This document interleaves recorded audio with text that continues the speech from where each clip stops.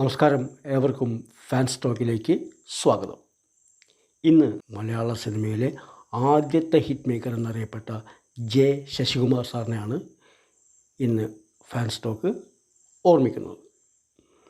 അദ്ദേഹത്തിൻ്റെ യഥാർത്ഥ പേര് ജോൺ വർക്കി എന്നായിരുന്നു. NL വർക്കി മറിയാമ്മ ദമ്പതികളുടെ 8 മക്കളിൽ മൂന്നാമത്തെ ആളായിട്ടാണ് അദ്ദേഹം ആലപ്പുഴ പൂന്തോപ്പിൽ ജനിച്ചത്. 1927 ഒക്ടോബർ 14. ധനതത്വശാസ്ത്രത്തിൽ എക്കണോമിക്സിൽ ബിരുദമുണ്ടായിരുന്നു അദ്ദേഹത്തിന്.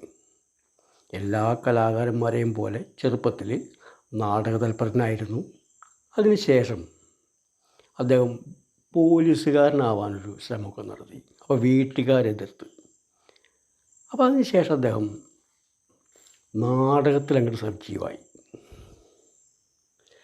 1954 അടൂർ പാർത്ഥസാരഥി തിയേറ്റേഴ്സിൽ ജഗതി NK ആചാര്യയുടെ നാടകത്തിൽ അദ്ദേഹം അഭിനയിച്ചു.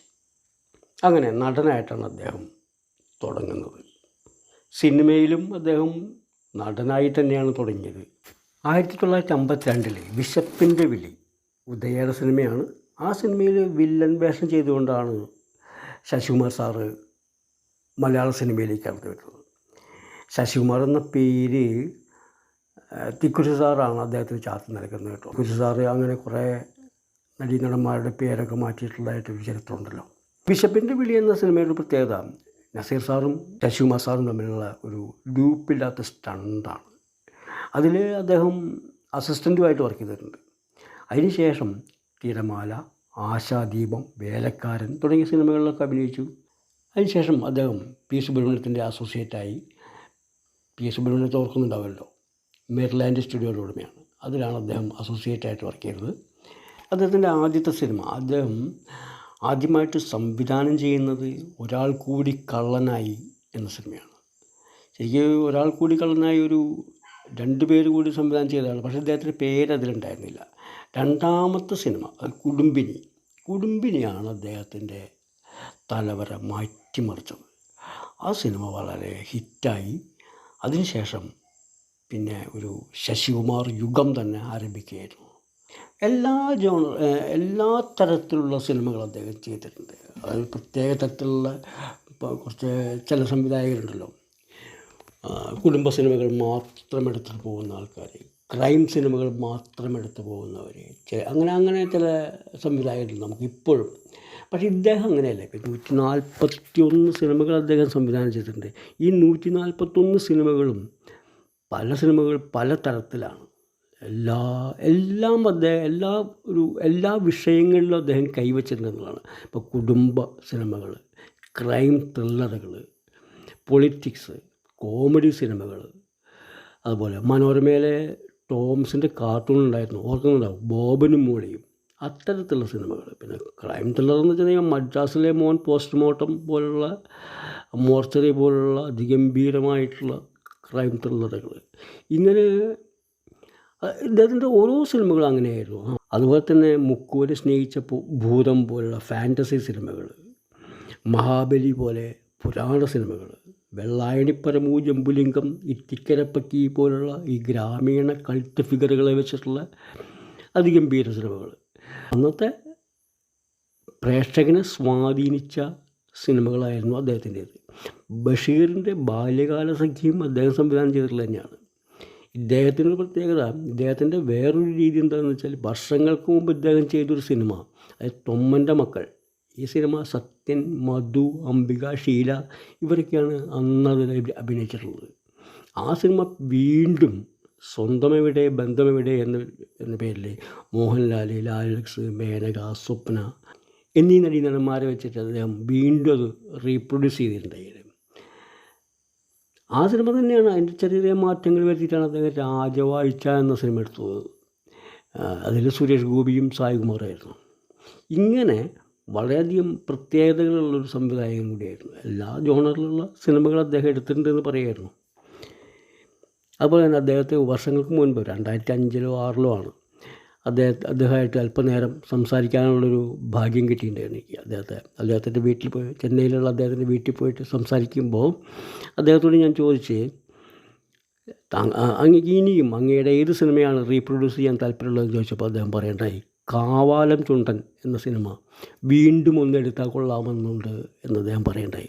കാവാലം ചുണ്ടൻ എന്ന സിനിമ കലാപരമായി ഔന്നത്യം നേടിയ ഒന്നായിരുന്നുവെങ്കിലും അത് തിയേറ്ററിൽ വിജയിച്ചൊരു സിനിമയല്ല. ഞാനത് കണ്ടിട്ടുമില്ല. അപ്പം അദ്ദേഹത്തിന് ആ സിനിമ ഒന്നും കൂടെ എടുക്കണമെന്ന് താല്പര്യമുണ്ടായിരുന്നു. പക്ഷേ നിർഭാഗ്യവശാൽ അത് സാധിച്ചില്ല. അദ്ദേഹം സംവിധായകനായിട്ട് മാത്രമല്ല കേട്ടോ മലയാള സിനിമയിൽ നിന്നത്. കഥാകൃത്തായി, തിരക്കഥാകൃത്തായി, അങ്ങനെയൊക്കെ നടനായി ഒരു പ്രതിഭ തന്നെയായിരുന്നു അദ്ദേഹം. അല്ലാതെ ഇപ്പോൾ 141 സിനിമകൾ ഒരു തമിഴ് സിനിമയടക്കം 141 സിനിമകൾ എന്നാണ് വിക്കിപീഡിയ നമ്മളോട് പറയുന്നത്. അതുകൊണ്ട് അത്രയും സിനിമകൾ അദ്ദേഹം സംവിധാനം ചെയ്തിട്ടുണ്ട്. പ്രേം നസീർ എന്ന നടനെ വെച്ച് മാത്രം 84 സിനിമകൾ. അതൊരു മഹാത്ഭുതമല്ലേ.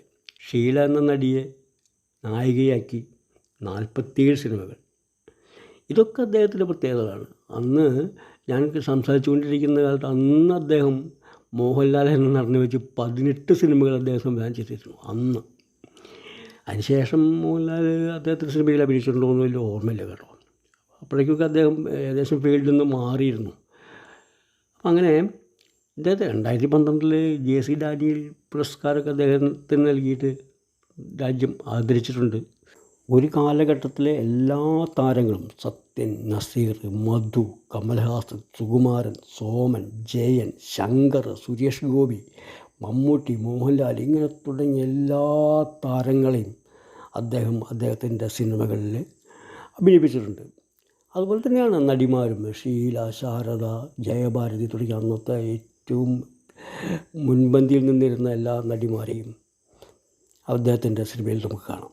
മറ്റൊരു പ്രത്യേകത ജയഭാരതി, ജഗതി ശ്രീകുമാർ, വിൻസെൻ്റ്, കുഞ്ചൻ, വിജയശ്രീ, കവിയൂർ പൊന്നമ്മ ഈ അഭിനേതാക്കളുടെ ഒക്കെ ആദ്യത്തെ സംവിധായകൻ ശശികുമാർ സാറായിരുന്നു എന്നതാണ്.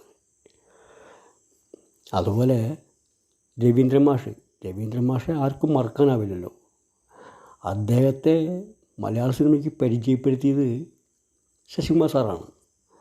അദ്ദേഹത്തിൻ്റെ ശിഷ്യന്മാർ മലയാള സിനിമയിൽ നിറഞ്ഞു നിന്നിരുന്നു. PG വിശ്വംഭരൻ, ക്രോസ് ബെൽറ്റ് മണി, ഇപ്പോഴും സംവിധാനം ചെയ്തുകൊണ്ടിരിക്കുന്ന തമ്പി കണ്ണന്താനം, ഇവരൊക്കെ അദ്ദേഹത്തിൻ്റെ ശിഷ്യരാണ്. ഇന്ത്യയിലെ എന്നല്ല ലോകത്തെ തന്നെ ഏറ്റവും കൂടുതൽ സിനിമകൾ സംവിധാനം ചെയ്ത ഈ സംവിധായകനെ നമുക്ക് ഓർക്കുക തന്നെ വേണ്ടേ. ഞാൻ പറഞ്ഞല്ലോ അദ്ദേഹമായിട്ട് ഒരു ഇൻ്റർവ്യൂ ചെയ്തിരുന്നുവെന്ന്.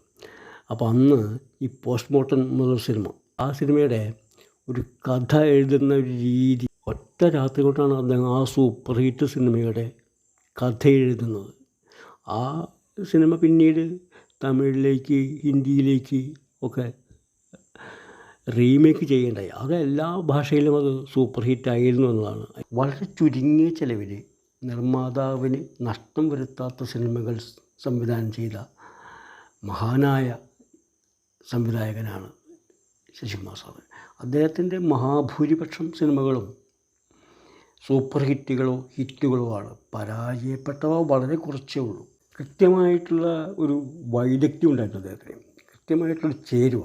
കാരണം കോമഡി ഉണ്ടാവും, സെൻറ്റിമെൻറ്റ്സ് ഉണ്ടാവും, ത്രില്ലുണ്ടാവും, പാട്ടുണ്ടാവും, ഡാൻസ് ഉണ്ടാവും, അതിഗംഭീരമായിട്ടുള്ളൊരു ക്ലൈമാക്സ് ഉണ്ടാവും. ഇങ്ങനെ ഒരു സാധാരണ പ്രേക്ഷകന് രസിക്കാവുന്ന, ത്രില്ലടിക്കാവുന്ന എല്ലാം ഉള്ളൊരു സിനിമകൾ സംവിധാനം ചെയ്തിരുന്ന അദ്ദേഹത്തിൻ്റെ ഓർമ്മകൾക്ക് മുന്നിൽ ആദരാഞ്ജലികൾ അർപ്പിച്ചുകൊണ്ട് തൽക്കാലം നിർത്തട്ടെ. ഈ വീഡിയോ നിങ്ങൾക്കിഷ്ടമായെങ്കിൽ ദയവ് ചെയ്ത് കമൻറ്റ് ചെയ്യണം, സബ്സ്ക്രൈബ് ചെയ്യണം, ലൈക്ക് ചെയ്യണം. നന്ദി, നമസ്കാരം.